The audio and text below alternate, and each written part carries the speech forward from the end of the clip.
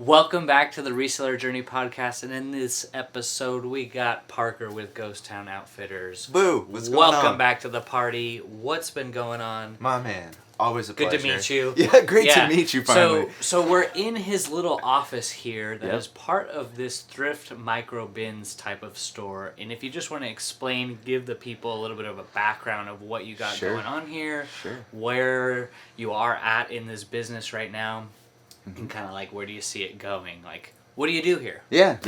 Well, this is Ghost Town Outfitters. This is sort of the proverbial staff lounge now. Bo actually had the opportunity, I guess, or the the displeasure of walking in here when this room was just a pile of clothing, and not much to look at, but.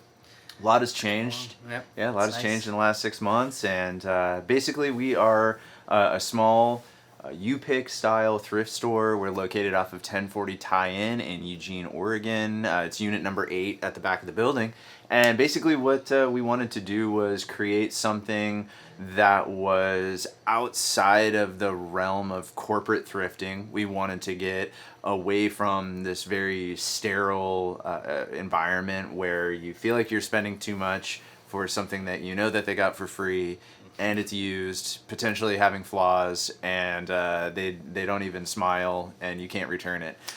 We wanted to have something that was a lot more personal, but also had a little bit of an sort of adventure involved in that, and For so sure.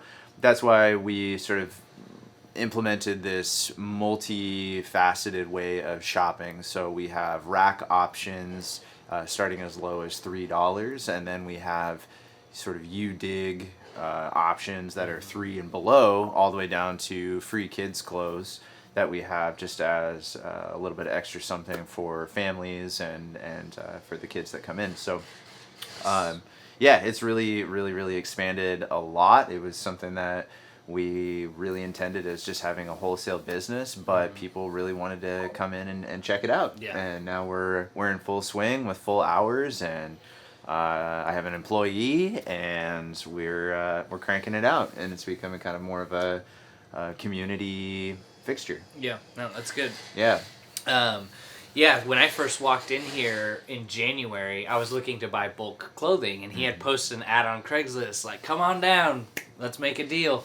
And I was praying about that, for the last few months prior, and look at that, put us together, and now I've been able to buy from Parker since then. And just really seeing the transformation of kind of your first thoughts was you wanted to open more of a bin store, like where people can buy by the pound. That's now, right. where is that transformed? Because I'm seeing a ton of racks Yeah. of some beautiful vintage stuff. So Sure. where is it now, like after you initially thought of like, oh, I want to open a bin store?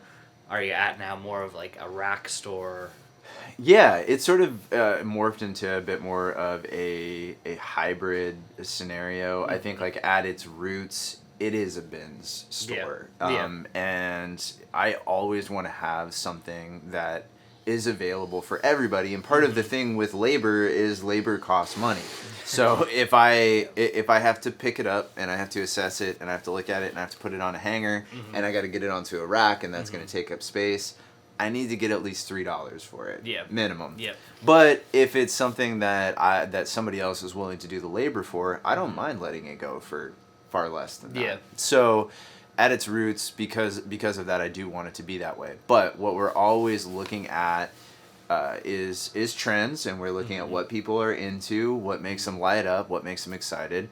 And in the last 6 months, demographics have changed significantly. Yeah. For quite a while, it was a much older demographic, and then it started to get younger and younger and younger as we got onto campus, and people started finding out more and more about us. And then now it's actually kind of not even, but I would say some of the older clientele, they're back, and there's more of them, and they tend to be the ones that like to dig. Yeah. You know? Yeah, that's funny. Yeah, but the younger kids in college and stuff like that, they actually don't really dig that much. Yeah. They just walk in, they want to go through the rack really quick, find something, buy it, and then that's it.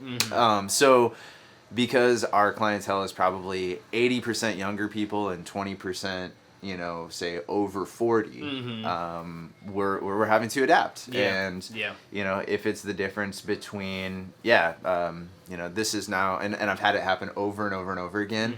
I'm looking at a shirt. It's laying on the ground. Yeah. It's $1. Yeah. No one will take it.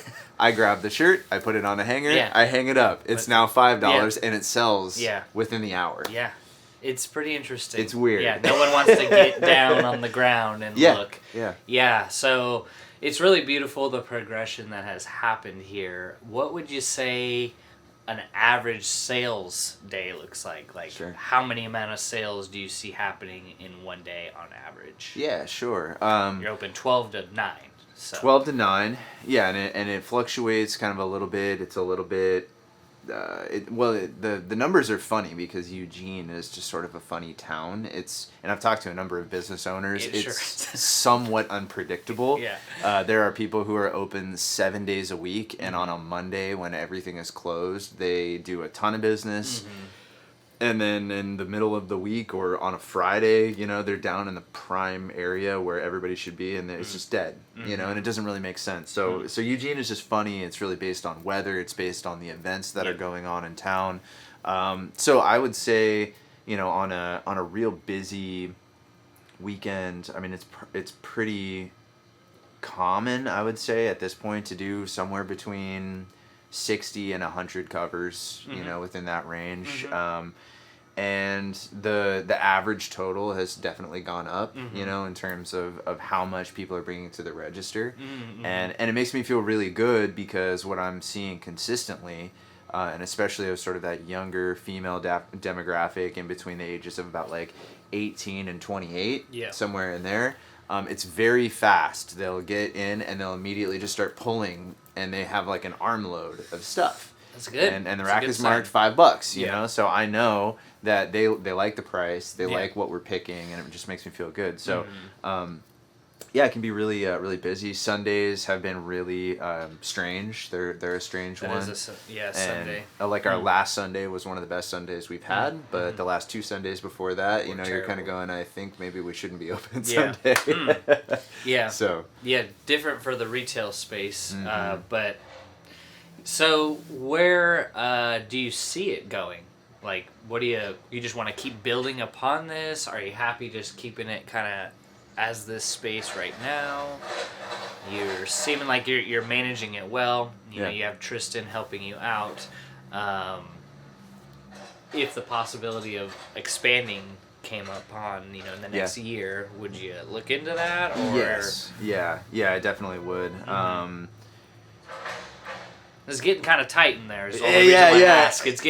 It is. It is. Which is good. Yeah, and especially and we've had some really beautiful opportunities. We're so blessed with the bales and being able to go get those, and they have more or less said hey, you're grandfathered in. We're not really letting anybody else come back here to buy bales, and I'm just wow, okay, thank you so much, and it really becomes.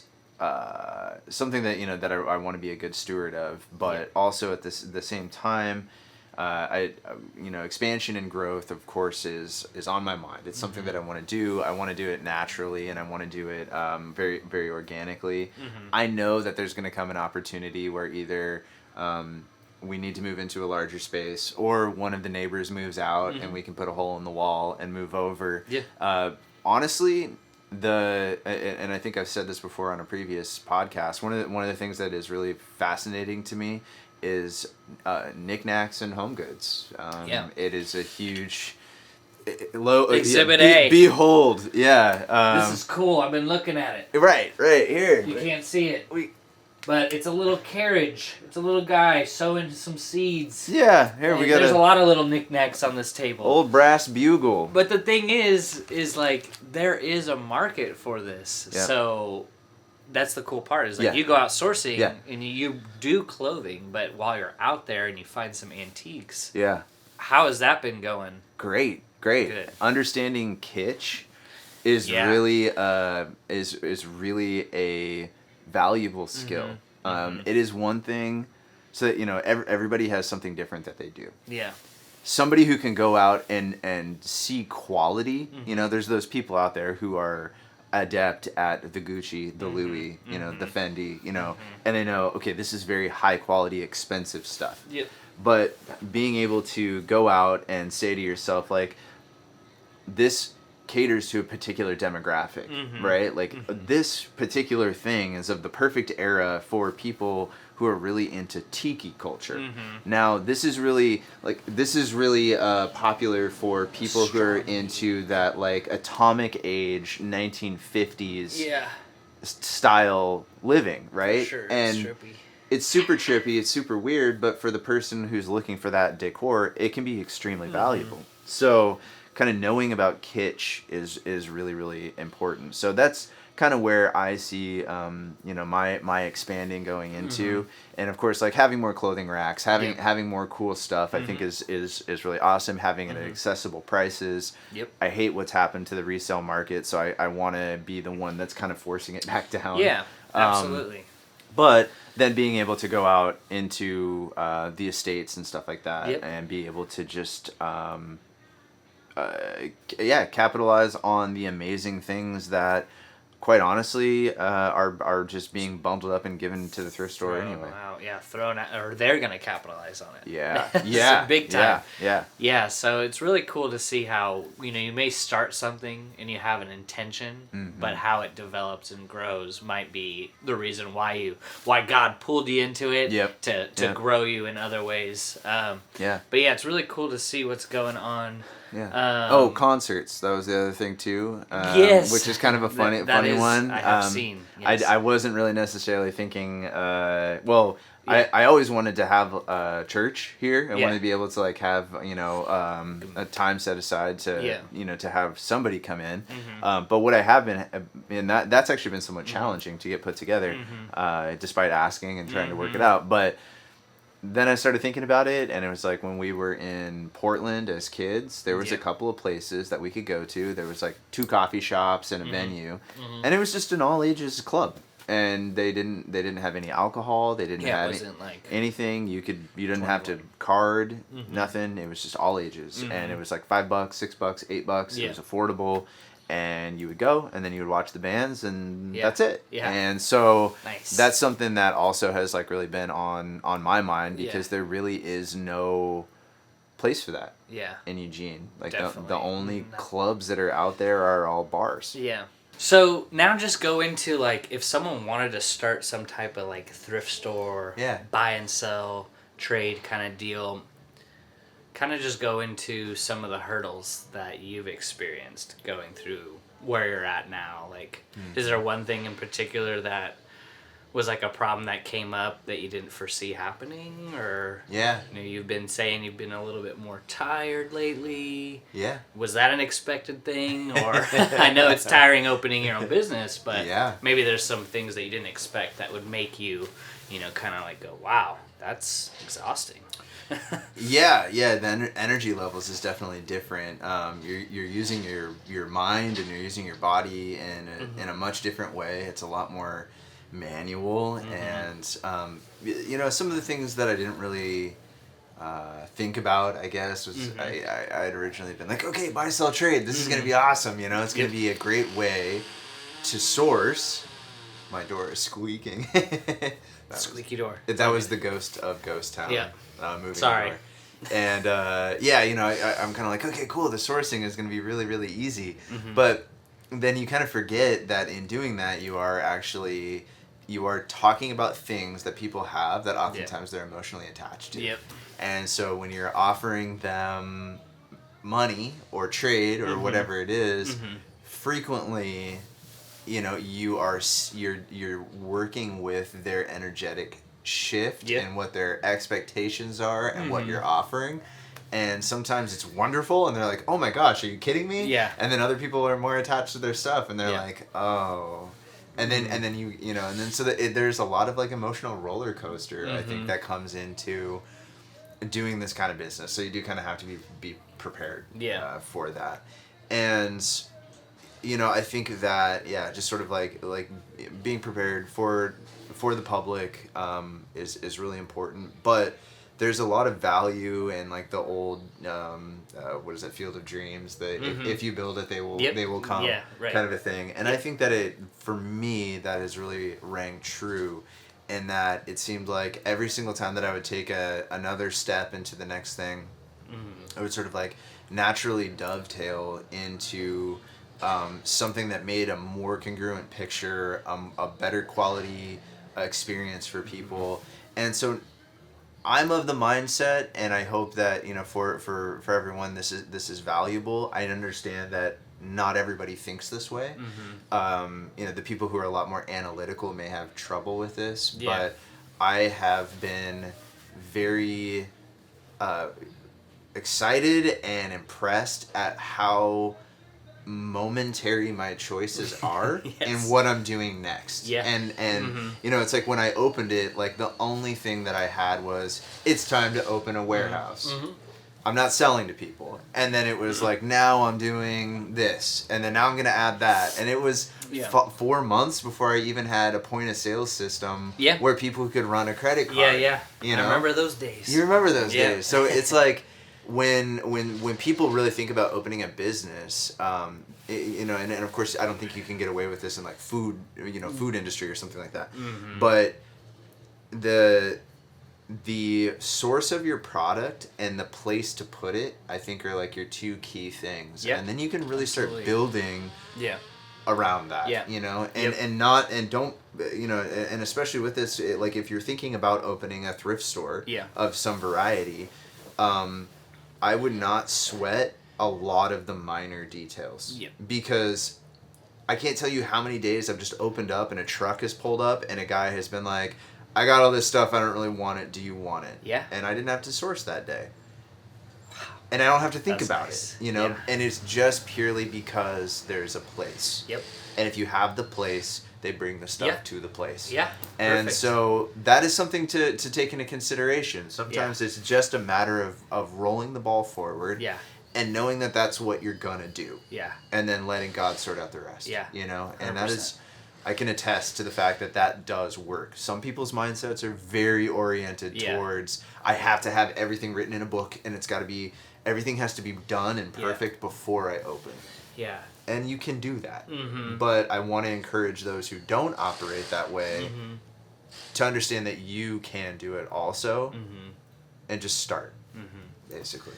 The what is it called? Analysis paralysis. You know, like people get, and it's like this with eBay too. That it's like, oh, is this good? There's a point to where it's like, it's good enough.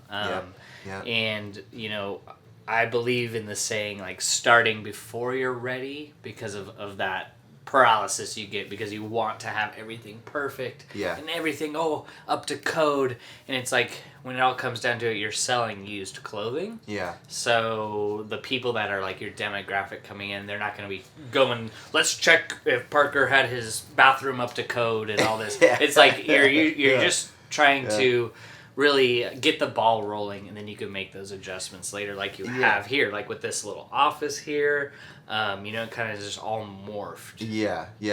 Well, and there's an old adage again too of like, value locked doors, and those value locked doors are really only accessible when you have the right key to open it, right? And so when you're first starting out, there may very well be value down the road in the thing that you're doing, but until you become adept at the baseline of what it is that you need to be doing, and then the next layer, and then the next layer, you can't really effectively get into the next thing that may actually ultimately be the thing that it becomes. But and there might be so much in the future down the road that is unforeseeable at the moment. But what God needs us to do, what is part of your mission or your path or your purpose, is like, right now you need to really get adept at your customer service skills, right? Especially for this. So man, or pitching an idea to a landlord and be Yep. like, hey, this is the idea that I've got. This is why I think it's going to be valuable. Yep. This is why I think the community needs it. So that way the guy who has the building that you need goes, you're the one. I think that you should be in here. This is really smart. You know, so it's little things like that where there are these hurdles that one has to go through. That unlock the next door that you could not have foreseen coming. Yeah. And so that is why I think there is value in just beginning. Yeah, 100%. Yeah. You know, the more you can prepare, the better. But we get to a point where it's like, just go. Yeah. You know, with most things, you know, you want to prepare, but at the same time, what are you preparing for? You know, for you, it was just getting people in the door, making a name for what you really are. And now look, at 6 months later, the chatter around the town, and Eugene's not a huge city, but it's over 100,000 people. Yeah. And it's a college town. So word gets around through social media. When people start coming in with their phones and they're advertising for you, that's when you know you're onto something. And, you know, from the moment you kind of opened, I saw a vision of this place going like, number one, there's nothing else quite like it. You know, there's not, you know, you're developing a culture where people need relationships again. They need communication again. That's right. And when you go into those Goodwills and St. Vinny's, you're not getting the vibe that you get here. For not only you get a better price for your product for what you're looking for, but you get to actually have a conversation. You get to learn and come back and build relationships. Yeah, make a friend. Yeah. Yeah, that's right. So when you build something unique, you know, going back to like, if you build it, they will come. I think people don't even know and realize that this is what they need. They need community again. They need culture. You know, they need love. And when you can offer just those things, you could sell pillowcases, you know, anything. And the people will come back because they love that you gave them love, attention. That's you know, right. you listen to them. That's right. We do need to realize that in running a brick and mortar business is that you have no idea what people are going through, and a smile and a hello and how you doing goes a long ways. In our culture today, we don't even ask how you're doing anymore. So when I ask a cashier or a person, you know, walking down the street, how you doing? They do, what? Like they've never had that asked. And you don't know how their day's going. So that really can make the difference in developing lifelong customers and friends. And that's what I see here. It's like people are oftentimes coming back after being here. So man, our repeat customers is like, it's crazy. For eBay too, is you want to develop repeat buyers. Definitely. So you want to sell the same things so they can come back and save you as a seller. So do you see here, are you really paying attention to what people are buying so you could go out and find more of it? Oh yeah. Yes, that's the key here. You're not picking up stuff that, you know, you're like, I haven't seen that sell before. Yeah, I mean, some of it you can kind of almost take a risk on if it's in the right era, you know, and you can kind of look at it and go, okay, that's about right. But no, it's totally fascinating. You know what people are really looking at. And, you know, I mean, one thing that is huge that you can just always do all day long, hoodies. Like the culture hoodies. Around hoodies. I mean, I got one on right now. I love it. I would pretty much then when I wake up in the morning, I'm like, where's my hoodie at? And I think most people are kind of like that. And so it amazes me. Like, you know, I can put as many hoodies out on the floor as I want. They'll pretty much go.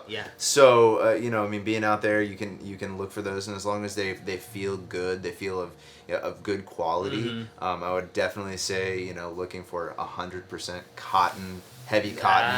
Do that, which is why some of those older ones are more sought after. You know, your like Print Pro, or you know, the real heavy like Hanes, you know, kind of stuff is really sought after for that reason. So, just really good quality. I know I've said before, but it still remains consistent. Lacy stuff. People are doing a lot of layering with lingerie, which is funny because it's lingerie, but then they work it into outfits. It's hard to explain. I couldn't pull it off. Hey, you know, but they do it well, and it looks great. You know, you you are tied in with being with closer to the university, you Yeah. see these trends develop Yes. at the ground floor before they're even really talked yeah. about too much in media and whatnot. Yeah, big glittery belts right now, like the bigger. Bolo. Yep, the more glittery and just over the top, just the Yeah. thing that you're like, oh my god, Yeah. that's what they want. Yeah. That's what they want. Vendu just did an article on the top trending keywords that are found from social media platforms, and yeah, it's the grandma core, the grandpa core, the classic core, Yep. Barbie core. Yep. There's all these cores, Yep. Gorp core. Yeah, yeah. But when you look at it, there's like a lot of stuff for the Barbie preppy, Yeah. more stuff like that. So Yeah. so A new one that I actually just saw the other day. Mm-hmm. This girl walked in wearing an outfit that I have never seen anything like it before. It was so strange. setting the trend. Setting the trend. She's wearing very tall heels, high heels. Yeah. Short shorts, and then a oversized soccer jersey. And this is a type of core. I couldn't understand what the word was that she was using for it or whatever. But so it's kind of like, it's like juicy couture type stuff, like big floofy handbags with high heels, but we're wearing like athletic jerseys and like short skirts and stuff. It's this whole aesthetic that is being developed right now. Yeah. And so getting yourself into old soccer jerseys, you'll probably be at the beginning of this trend. Yeah, big soccer jerseys. Oversized stuff has always sold good for me on eBay. Yeah. eBay, the demographic is so different than kind of running a brick and mortar, because obviously you have the world, right? Versus you were just kind of niched down with more of the college culture, the 18 to 28. Yeah. So I'm essentially buying a lot of what Parker, doesn't put on his racks. Yes. Because the grandma stuff, the Maurice's, the Ann Taylor stuff, that sells better on eBay. It does. And less to the people that's like a 21-year-old looking for a Maurice's top that's probably not gonna line up. Yeah, right? we were out there drooling over Eileen Fisher, linen stuff earlier, and it's beautiful. I mean, the quality is amazing, and I cannot believe that somebody would pass up on it for $1, but they do, because it's just not the right demographic. Yeah, Eileen Fisher, Alfred Dunner, stuff like that. The plus size stuff. So that does really well for me, and I just, if you're thinking about starting a thrift store, and you're on the fence about it, you're probably going to want to at least try it, because just seeing like the evolution of your business, even if you decide to do the brick and mortar and you get it started, you could always hire those processes out, and it can be a great way for you to get free inventory. How often do you have people like at least asking like, oh, can I donate here, or every day? So you get, and that's, as a reseller, especially online, you love hearing that, right? Yes. Like, can I just give you stuff for free? Yeah. And they're like, I would you like can. That. And again, some of it's junk. You got to be prepared for that. But sometimes you get stuff, and I'm just like, oh my gosh. Yeah. Most of this bag is North Face and Patagonia, and I'm like, what? Yeah. Like, why would anybody give this away? It doesn't make sense. So, it's amazing what you'll find. And then we were talking about this a little bit earlier too. Being in a position to do something that somebody else doesn't want to do when they're presented with it. So in this case, what we were talking about was networking with different groups that are doing estate sales or storage lockers, and then just going specifically for the things that they find in those places that they don't want to deal with. And we had really, really great success this last week, where we reached out to an estate sale, and we said, hey, we'll come and clean up a bunch of stuff, take a bunch of stuff off your hands at the end of the week, that doesn't sell. They invited us in. It was free inventory. We got an entire van load of like all kinds of weird vintage antiques and strange, really cool stuff. And it's all really beautiful, and they wanted no money for it because it was going to have to go out the door anyway. Right. So thinking in those terms of like, how can I relieve the pressure of somebody else who's already doing this type of industry, who maybe your gold is their problem. if you can find what that is, then you can be really, really effective and finding really inexpensive product. Yeah, there's so many ways, the Goodwill bins is great, and it should be part of almost everyone's initial way to source. Absolutely. But I think as this market grows over the years, develop relationships with estate companies, go to some of those storage unit auctions and just meet the people that are buying those units and develop relationships, because that can be transformative in your business.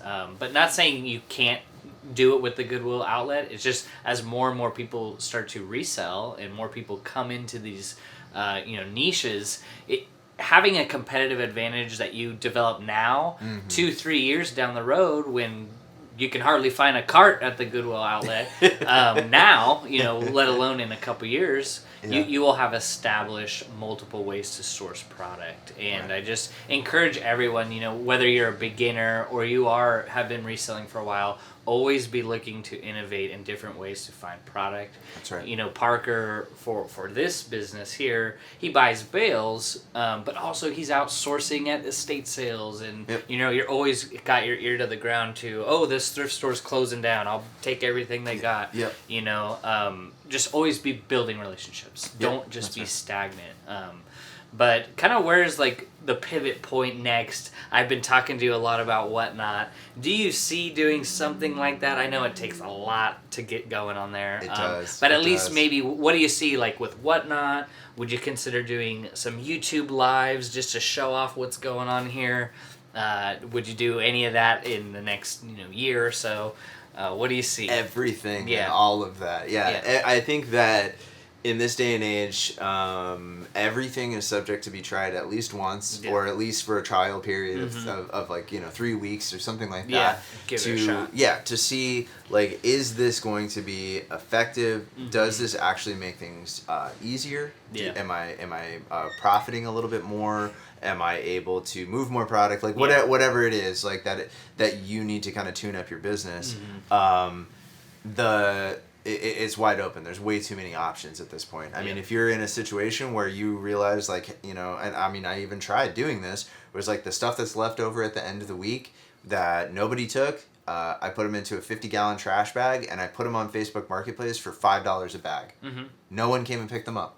So it's not effective. So I did that for an extended period of time. I could not get them out for $5 a piece.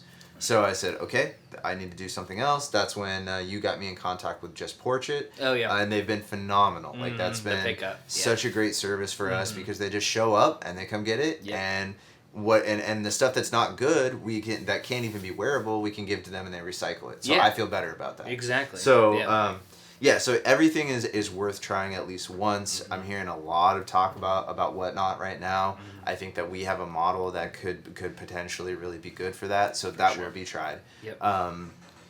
Definitely doing more of like the kind of like lots, groupings and stuff like that. And then just having a live in the shop where we're hanging out, just doing what we do, because I think that what we're noticing is just sort of the culture that we're creating here is really valuable for a lot of people, and that's what brings people back. So if we can put that on the internet, just to kind of like, somebody's having a bad day and they can just kind of let us do our thing and they get value from watching that. I think that's a beautiful thing. If kids are sitting there watching Minecraft videos and unboxing of toys that they want, there's no reason that we can't hang out and watch people thrift and have a good time. So I think that could be really cool too. So basically, long story short, everything is going to get tried at least once to see what happens, and then adapt. For sure. It's try it.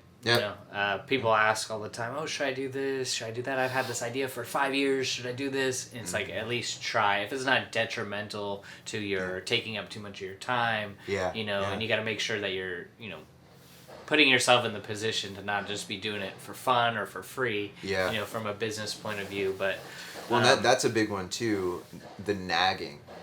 Yeah. If you've got something that's gnawing at you, that you keep going back to it, and you're like, oh man, I should do that, and it's been with you for more than a week. Yeah. You might want to pay attention to that. Yep. Because the funny thing is that in the world, the most successful people is not because they did anything extraordinary outside of the realm of what other human beings can do, save a few. Yep. The majority of those people were just the right person, the right place, the right time, with the right disposition or the right preparation that they had kind of already been doing. Yeah. It's like, the person who was just really into Michael Jordan, and he just collected a whole bunch of Michael Jordan stuff. Yep. And then all of a sudden the Michael Jordan market skyrockets, and then he was well prepared. Yes. Right? So if you've got something that is nagging at you, that you just, you're like, man, that could be really cool. It's probably because it is. Mm-hmm. Probably exactly. is. Yeah. Yeah. Yeah. Nothing more powerful than an idea, and if there's something that's been on your heart that's gonna be, adding something that's beneficial to your business, at least try. I tried with storage units. I tried with the Goodwill bins. All these things that I've tried. It's like either add them to your business or let them go. But at least at the end of the day, hey, I tried. Yeah. Be in faith. Be rooted in faith. That's and right. if it doesn't work out, that's okay. Yep. Because hey, no one cares about your failures, right? All we go is, oh, I failed so many times. When you do break through on the success, that's what they'll see, and it's because you tried time and time again. Yeah. Just like here, like if you had this just as an idea, look at what you could be possibly missing out on. Yeah. And now look at this. So. Right. That's right. That's really cool. I always, all these other platforms exploding, whatnot, and different kind of live auctions. Yeah. What you have going here is kind of like you're building up a foundation to eventually expand when you're ready for that. I don't believe any, whatnot or live auctions are going anywhere. I do believe it's kind of a glimpse into the future. It is. You kind of get the people with their dopamine hits that they just want to keep scrolling and watching. And it's kind of, that's where the world's going. But hey, if you're a reseller right now and you're a beginner, setting up now to be able to capitalize on the growth of this market is going to be key for you to build your business. So so where can people find you? Like you're in Oregon, so if you are listening and you're in Oregon, and you haven't been down here before, you might want to check it out. Where can people find you? You're in Eugene? Sure, yeah, you can always find us on Instagram, which is just at Ghost Town Outfitters. It's got dots in between. And but if you're in town, if you just even look up thrift shop near me, we're up on the rankings now. So that's really cool. It equates out to 1040 Tie-In Street, which is off West 11th. Like as if you're kind of like headed out towards Veneta direction. And we're basically right by the old DMV and the post office right there. And we're just in a little warehouse industrial park. We're just on the backside of the building, so you just want to follow the signs. And and we're back here from Thursday to Sunday. We're probably going to expand to Wednesdays, and we're here 12 to 9 o'clock. So we're staying open late because everything in the whole city shuts down. So we want to be a place that people can go even when everything else is closed. And it's still light out at 9. Which is crazy. Yeah, exactly. But very cool. So if you wanted to, if you have a question, just send it his way. Please. I put his everything in the link in the description. You can shoot a message to him. Whether you're wanting to start a store or you're just thinking about better ways to source inventory, send him a message. 20 years of experience right here. So there's a good amount that you could learn. Absolutely. So if you guys are catching this on the replay, this is something we do every week where we interview other resellers, talking tips and strategies on how they grow their business, and maybe we can implement some of those strategies in our own business. So you guys enjoy your weekend and have a blessed rest of the day. God bless. Take care, everybody. Thank you so much. Thanks, Bo. You're welcome. Very good.